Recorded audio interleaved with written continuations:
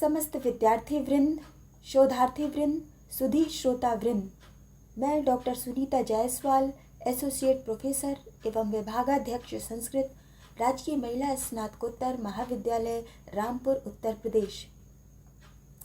मेरे व्याख्यान का विषय है संस्कृत भाषा का स्वरूप और उसकी महत्ता। इस व्याख्यान से स्नातक एवं स्नातकोत्तर स्तर के समस्त विद्यार्थी तथा शोधार्थी लाभान्वित हो सकेंगे और ये सभी के लिए उपयोगी है। आप सभी को जानकर ये आश्चर्य होगा कि संस्कृत भाषा न केवल भारतवर्ष की अपितु संपूर्ण विश्व की प्राचीनतम भाषा है, प्राचीन भारतीय आर्य भाषा है, भारोपीय भाषा है, मूल भारोपीय भाषा है और श्लिष्ट योगात्मक भाषा है। संस्कृत भाषा भारत की प्राचीन अमूल्य धरोहर है। ये भाषा भारतवर्ष की दिव्य भाषा है, प्राणभूत भाषा है, अमृत भाषा है, क्योंकि भारतीय ऋषियों, मुनियों, मनीषियों, विद्वानों का चिंतन, मनन, मंथन, निधिध्यासन, गवेषणा और अनुभूति संस्कृत भाषा में ही समन्वित है, संस्कृत भाषा में ही आधारित है। संस्कृत भाषा का इतिहास कम से कम 5000 वर्ष पुराना है। संस्कृत शब्द कैसे बना और संस्कृत शब्द की परिभाषा क्या है? संस्कृत शब्द की व्युत्पत्ति क्या है? What is the etymology of Sanskrit word and what is the definition of Sanskrit भाषा? संस्कृत शब्द सम उपसर्ग पूर्वक डुक्रिय करणे धातु से अक्ता प्रत्यय करने पर और सुट का आगम करने पर निष्पन्न होता है। संस्कृत शब्द का अर्थ है व्याकरण के संस्कार से परिष्कृत, शुद्ध, निर्मल, निर्दोष, प्रांजल, अलंकृत, सुसज्जित, विभूषित, अर्थात व्याकरण के संस्कार से परिष्कृत एवं शुद्ध की हुई भाषा संस्कृत भाषा है। भारतीय मनीषियों ने जिस भाषा को अशुद्धि से दूर रखा, अपभ्रंश से मुक्त रखा, अपशब्द तथा भाषागत दोषों से पृथक रखकर परिष्कृत रूप में रखा, परिष्कृत स्वरूप को सुरक्षित रखा, उसे संस्कृत भाषा नाम दिया गया। ये संस्कृत भाषा संस्कार संपन्न भाषा है। संस्कृत को आचार्य दंडी ने अपने काव्यादर्श नामक काव्यशास्त्रीय ग्रंथ में परिभाषित करते हुए लिखा है, संस्कृतम नाम दैवी वाक् अन्व्याख्याता महर्षिभिः। परिभाषित करते हुए लिखा है, ध्यान दीजिए, संस्कृतम नाम दैवी वाक् अन्व्याख्याता महर्षिभिः, अर्थात महर्षियों के द्वारा संस्कृत को दैवी वाक् की संज्ञा प्रदान की गई है। संस्कृत भाषा को देववाणी, देवभाषा, सुरवाणी, सुरभाषा, दैवी वाक्, सुरवाक्, गिर्वाणवाणी, गिर्वाणगी आदि अनेकाभिधानों से अभिहित किया जाता है। अब प्रश्न उठता है कि संस्कृत भाषा को देववाणी क्यों कहा जाता है? जैसा कि इसके नाम से ही स्पष्ट है, देववाणी इस शब्द से ही स्पष्ट होगा। अगर हम इस शब्द को ही विश्लेषित करें, इसका विच्छेद करें, तो हमें इस प्रश्न का समाधान प्राप्त हो जाता है। देववाणी अर्थात देवों की वाणी, यहाँ पर तत्पुरुष समास है, षष्ठी तत्पुरुष समास। देवों की वाणी अर्थात चूंकि ये देवों की वाणी है इसलिए इसे देववाणी कहा जाता है। तो चूंकि ये देवताओं की भाषा है, परमात्मा की भाषा है, परमपिता परमेश्वर की भाषा है, ईश्वर की कल्याणी वाणी है, इसलिए इसे देववाणी कहा जाता है। और चूंकि ये दिव्य शक्ति से समन्वित एवं संबंधित देवतागण संस्कृत भाषा में ही परस्पर वार्तालाप करते हैं, विचार विनिमय करते हैं, विचारों का आदान प्रदान करते हैं, इसलिए इसे संस्कृत भाषा को देववाणी कहा जाता है। जैसा कि आप सभी जानते हैं कि सनातन संस्कृति में, सनातन धर्म में समस्त यज्ञानुष्ठान, समस्त कर्मकांड, समस्त पूजा पाठ पद्धति, ईश्वर आराधना, प्रार्थना वो सभी संस्कृत भाषा में ही संपादित किए जाते हैं। ईश्वर विशेष की स्तुति, ईश्वर विशेष के लिए किया जाने वाला यज्ञानुष्ठान सभी संस्कृत भाषा में संस्कृत के मंत्रों का उच्चारण किया जाता है, संस्कृत के श्लोकों का उच्चारण करके ही उनकी पूजा की जाती है, यज्ञानुष्ठान संपादित किया जाता है और इसीलिए इसे देववाणी कहते हैं। देववाणी कहने का जो दूसरा तर्क है, जो दूसरी लॉजिक है, वो ये है कि संस्कृत में एक उक्ति है, विद्वांसों ही देवा। उक्ति है, ध्यान दीजिए, विद्वांसों ही देवा अर्थात विद्वानों को देवता कहते हैं। इस उक्ति के आधार पर, इस दूसरे तर्क के आधार पर ये कहा जा सकता है कि विद्वान रूपी देवों की अर्थात मनीषियों, मुनियों, शिष्टों, तत्वज्ञानियों, ऋषियों, मुनियों और महर्षियों की भाषा थी और अद्यतन विद्यमान है, प्रवाहमान है, विद्यमान है, इसलिए इसे देववाणी, देवभाषा या देवीवा कहा जाता है।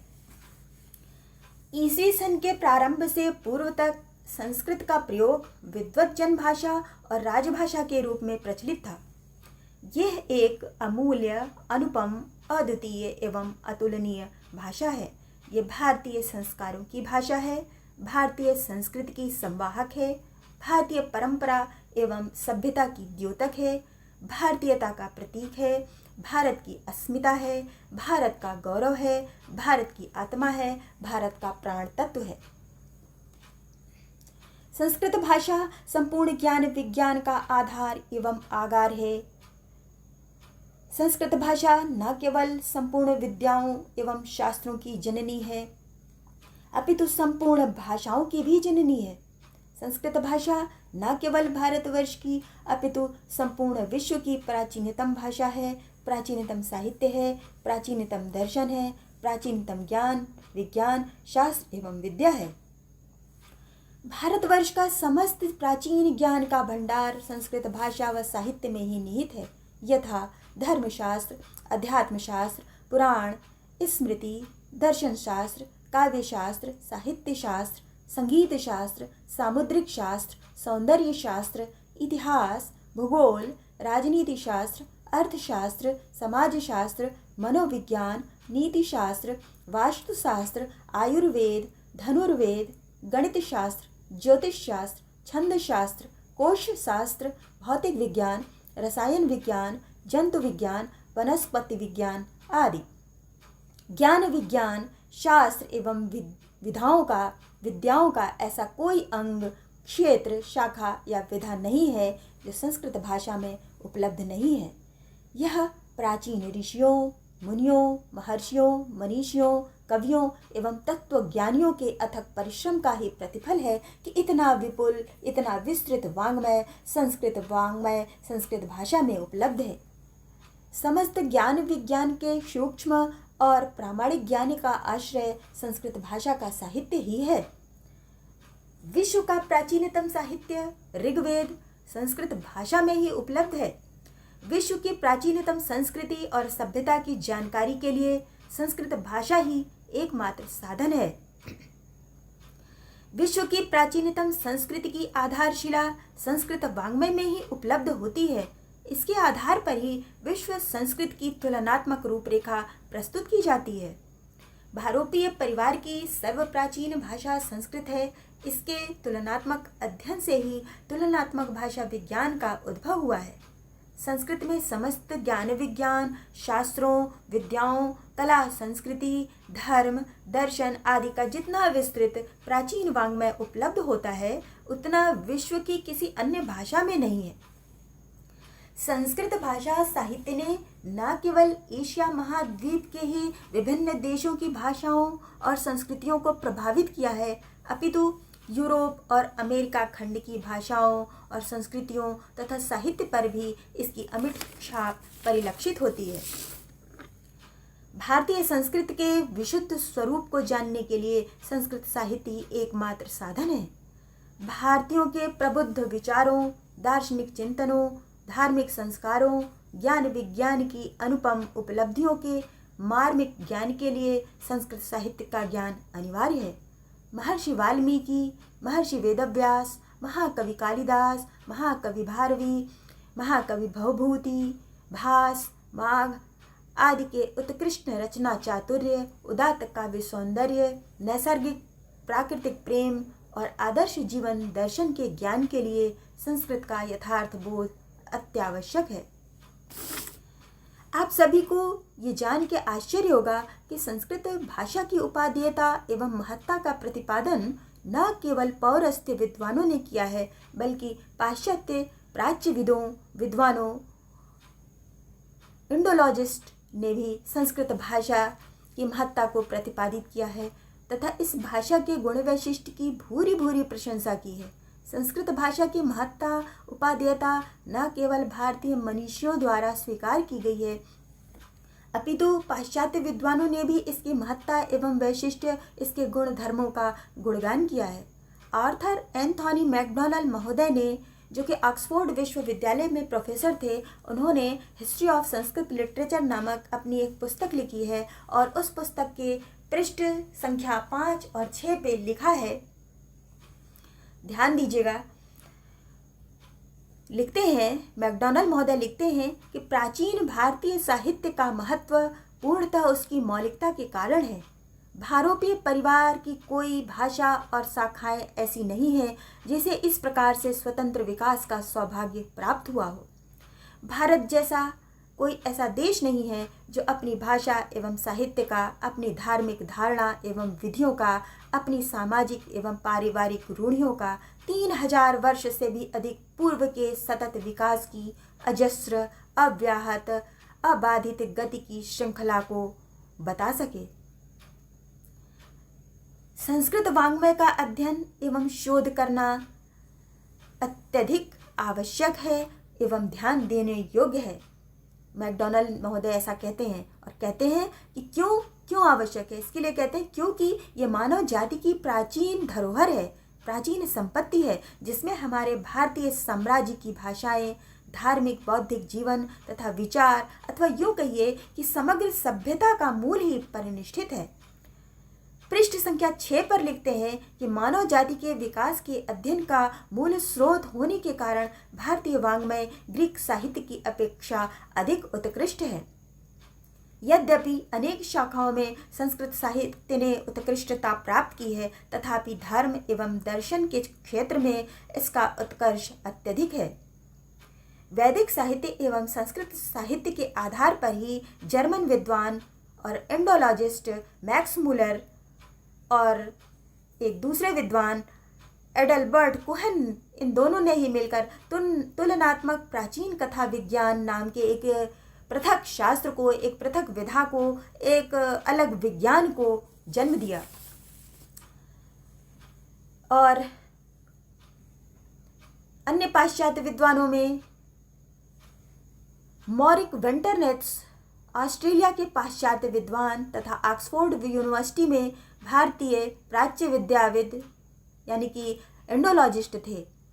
इन्होंने एक ग्रंथ लिखा, एंशिएंट इंडियन लिटरेचर, अर्थात प्राचीन भारतीय इतिहास। इनकी जो पुस्तक है, इस पुस्तक के पेज नंबर 5 और 6 पर, अर्थात पृष्ठ संख्या 5 और 6 पे लिखा है कि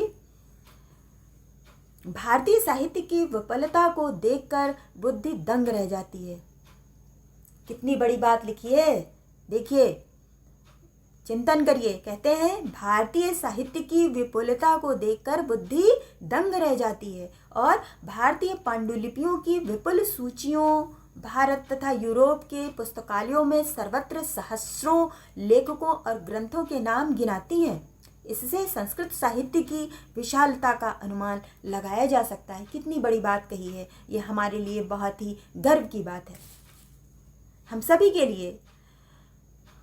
और आगे लिखा उन्होंने कि भारतीय साहित्य की प्राचीनता, भूगोल तथा विकास की दृष्टि से व्यापकता, उसकी आंतरिक संभूति एवं कमनीयता और मानव संस्कृति के इतिहास की दृष्टि से उसका मूल्य, ये सभी चीज़ें जो पाश्चात्य जगत को इसकी महत्ता, मौलिकता तथा प्राचीनता की ओर बरबस आकर्षित कर लेती हैं। पृष्ठ संख्या 6 पर लिखते हैं विंटरनित्ज महोदय, सच बात तो ये है कि भारत का यह प्राचीन साहित्य ही था जिसके द्वारा विश्व के इतिहास में एक युगांतर आया और परिणामतः अब हम पूर्व और पश्चिम के बिसरे प्राग ऐतिहासिक संबंधों को कुछ कुछ समझने लगे हैं। आगे लिखा कि इंडो यूरोपियन संस्कृति के प्राचीनतम रूप को यदि हम अवगत करना चाहते हैं तो इसके लिए हमें संस्कृत भाषा, संस्कृत साहित्य तथा भारत का ही मुखापेक्षी होना पड़ेगा।